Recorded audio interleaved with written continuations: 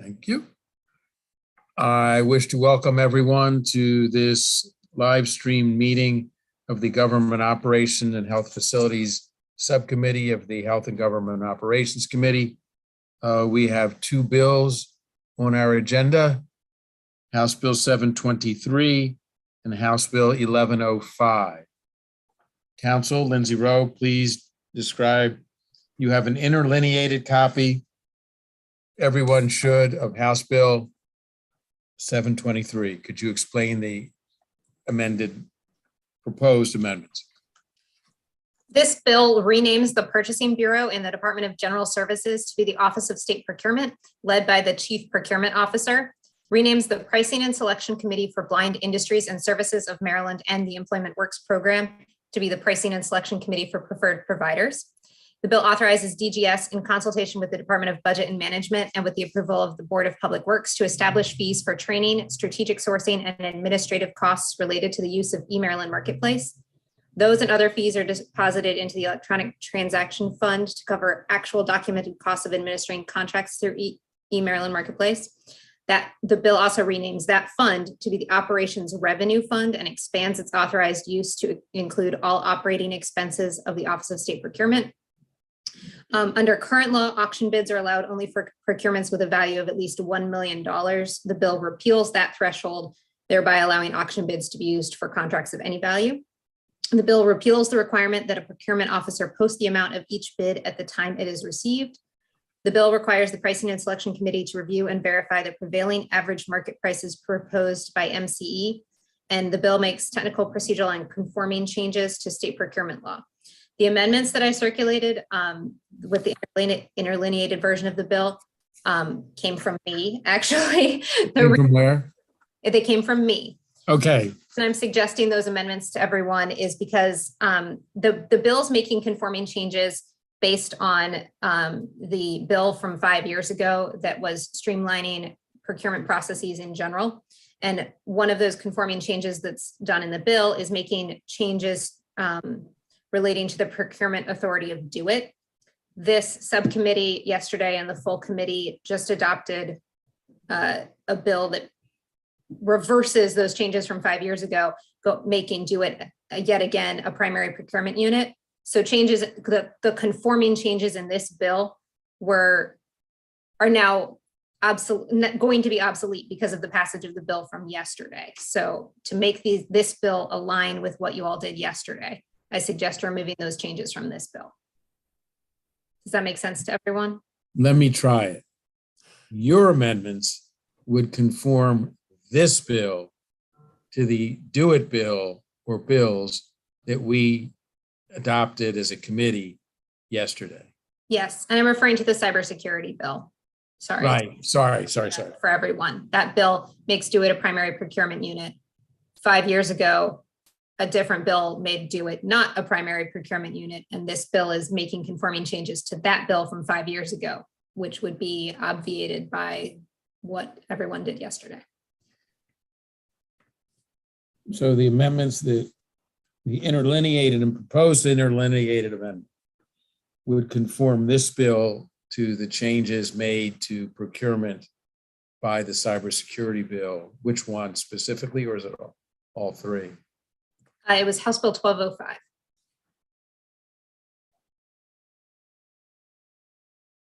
Okay.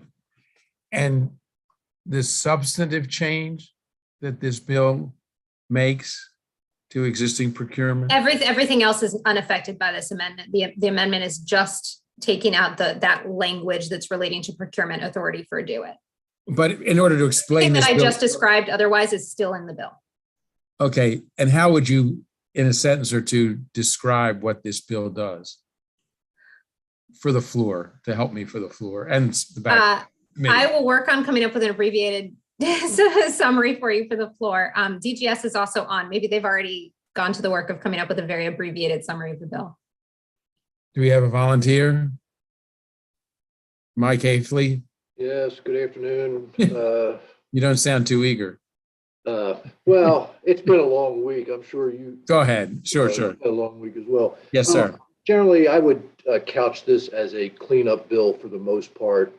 We were trying to address some things in the prior HB 1021 of 2017 that created OSP. Try to clean up some things there. Also, it aligns the preferred providers, MCE, BISM, and Maryland Works all under one pricing authority, and generally cleans up DGS's enabling authority to incorporate the CPO authority under the department's enabling authority. I guess those are the highlights. Okay. Is there any discussion about the bill? Yes, Delegate Johnson. Thank you, Mr. Chairman. Lindsay, did I hear you say that one of your changes took the value of awarding contracts from $1 million to unlimited? So this isn't one of my changes. This was in the bill originally, and it's Okay. to auction bids. Now they were originally under existing law, they were allowed for procurements with a value of at least $1 million, and the bill repeals that threshold. Repeals it and does what? So that auction bids could be used for contracts of any value. Any value. Okay. All right. And thank you. the reason for that would be? I'll defer to DGS. Thank you. Yes, so currently, before we could do a reverse auction, the value of the contract had to be in excess of $1 million. It just removes that threshold. So if there's an opportunity to utilize reverse auction procurement method for a lesser contract value, we can do that. Currently, we cannot do that. Okay. Okay. Thank you. Thank you, Mr. Chairman. Delegate Hill. Thank you. I guess this is either for Lindsay or for the department. So I remember when we worked to do sort of radical reorganization of BISM and its pricing policies in order to make sure that departments in the state that were required to purchase and use their services had a fair market opportunity at prices that wouldn't undercut, their budgets. So I'm curious about, you said there were problems with what we did in 2017. So I just really need to understand with respect to BISM and corrections or Maryland Corrections Enterprises, we're now putting them under the same system. Does that mean that system has worked well since we put it into place, or it hasn't? Because it sounds like you're saying it didn't work well. So I'm really a little bit of, I just need a better explanation of what we're doing with respect to setting prices and allowing them to compete. Yes, thank you for the question, Delegate Hill. I recall, as you do, when BISM was moved under the Pricing and Selection Committee. Previously, it was only Maryland Works. I know the committee did a great deal of work and moved BISM under the Pricing and Selection Committee. The third preferred provider is MCE. And so what this does, it doesn't change anything about BISM. It just moves MCE under the same pricing authority as Maryland Works and BISM are currently. It aligns all the preferred providers under one pricing authority. That's the intent. Okay. And so the authority that BISM was moved under in 2017, we're Yes. moving MCE there because it has worked better for BISM. It has achieved the goals that we wanted. I think the intent when you moved BISM under that pricing authority was oversight. And so that has been achieved. There were some other changes made to BISM's authority along the way as well. But basically it put the pricing authority under the Pricing and Selection Committee. Previously, it was under DGS. MCE is currently under DGS. So again, we just thought it made sense to align all the preferred providers to come under one pricing authority. Okay, and then if I may, Mr. Chair. So with MCE, and I have a particular interest because I've been following, what they pay their workers and looking at what their profits are and all of that kind of stuff. and trying to get some alignment. So this will allow us to better see how their pricing is being set, correct? I would suggest that it will provide more oversight to their pricing methodology. I believe the statute requires them to price their goods at fair market price. So the Pricing and Selection Committee will determine whether or not that's being done. But doesn't their board use a fair market price? I mean, how is their They do. pricing determined now? Isn't that the same thing? It's similar, except that DGS provides that oversight. We're just moving that to the Pricing and Selection Committee. All right. So what I hear you saying is no substantive change in the pricing that we'll see. It just puts it under the same authority. So all of our preferred providers are under the same authority, but you're not anticipating that it's going to have a substantive change on MCE, their prices, or the procurement responsibilities or obligations of the rest of the state to use their products or BISMs or anyone else's. Yes, ma'am. Thank you. Is there a motion on the amendments? Yeah, I hear favorable instantly. Okay. Any objection to the amendments? The amendments are adopted. They're, as I said, they're basically technical, conforming the bill to the action we took yesterday on another bill, on one of the 1205, one of the cybersecurity bills. Is there a motion on the bill as amended? Move the bills amended. Second. All those in favor of the bill as amended, please raise your real hand. You're in favor of the bill as amended. 1, 2, 3, 4, 5, 6. It is 7-0 or 8-0, counting me unanimous. Thank you very much. Okay, House Bill 1105, Council. And I just wanted to make one last note on the last bill. That bill has passed the Senate with no amendments. They have not yet taken up the cyber bill. So they passed this bill without the amendment that I just described. No, that's why You all have that information. That's why the Lord created conference committees. Or maybe they'll just accept our bill. Right. Does this go to the same committee as has the cyber bills? It goes to the same committee as that cyber bill, which is B&T. We had 3 cyber bills, one of which was B&T in the Senate and the other 2 were in EHE. Okay. So that's fun. That's why we have 3 weeks. Okay.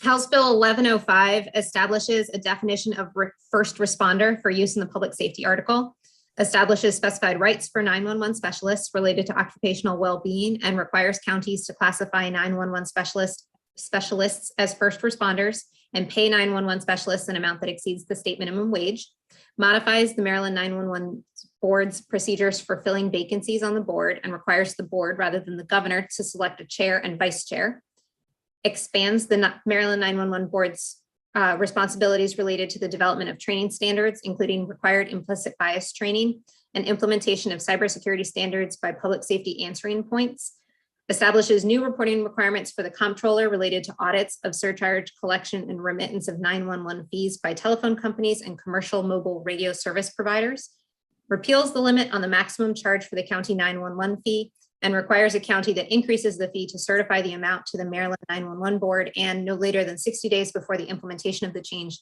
to the comptroller. I circulated 2 amendments on this bill to everyone. The first came from the sponsor, which requires the implicit bias training to be once every 4 years after initial training at time of hire or by October 1st, 2024 for the existing personnel. The second amendment came from Chair Pendergrass, which restores the maximum county 911 fee at $1.50 per month. So those were circulated as 2 separate documents. Delegate Hill, I assume you wish to speak to your bill. Sure. I mean, I think Lindsay did a great job. I mean, this is an omnibus bill. It's moving through the Senate. It may have been voted out last night. I had to double check.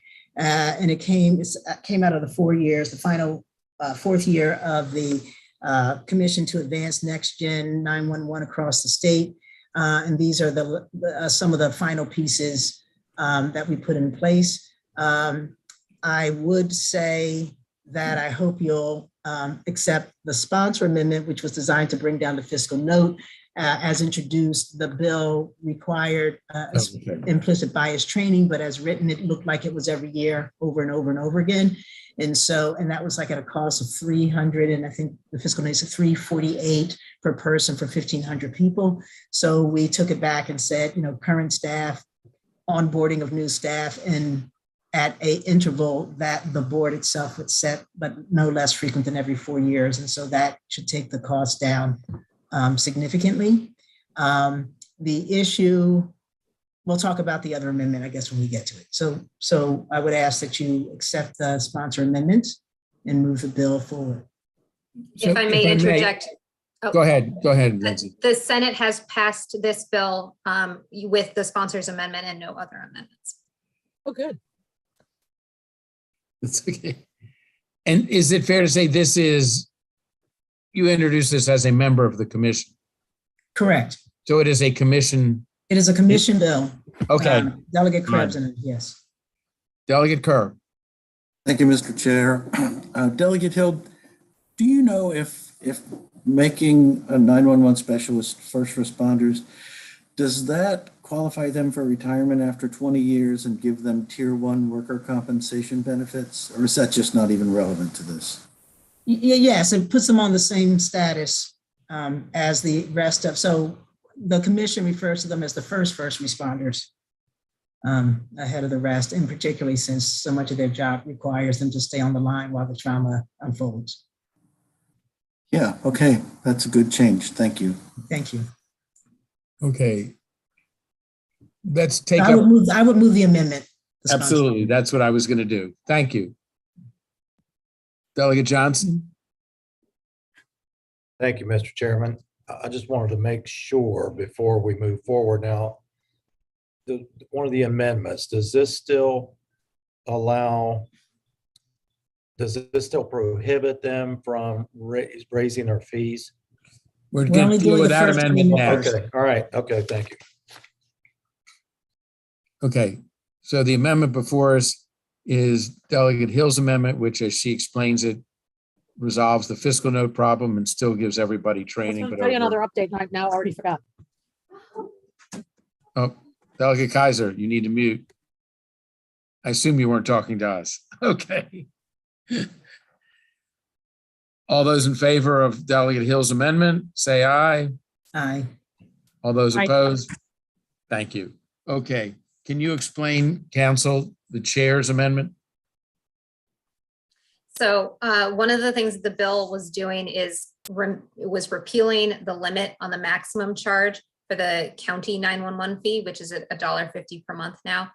The chair's amendment restores that maximum $1.50. So it takes that change out of the bill. Okay.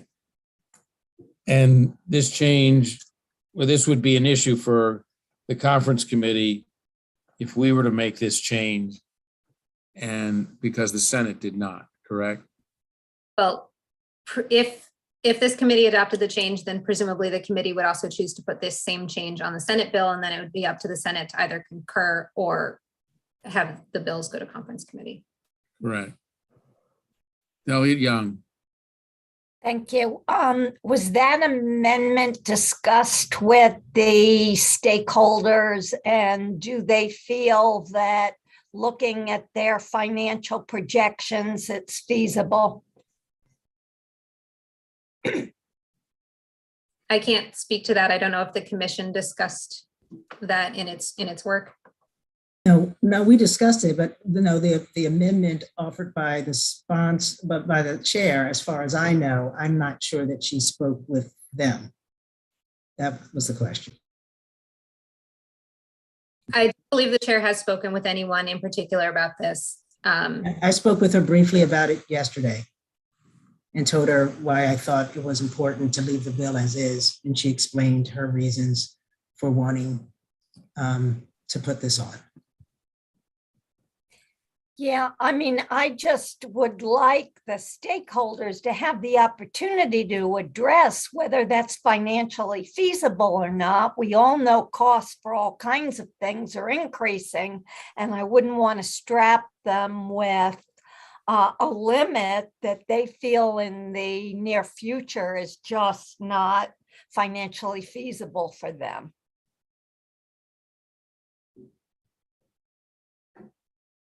Well, I'm going to hold the bill until we can have further understanding of where various people are. Well, can we finish the discussion, Mr. Chair? No, we're going to hold the bill until we have further understanding of where people are on the chairman's amendment. Okay.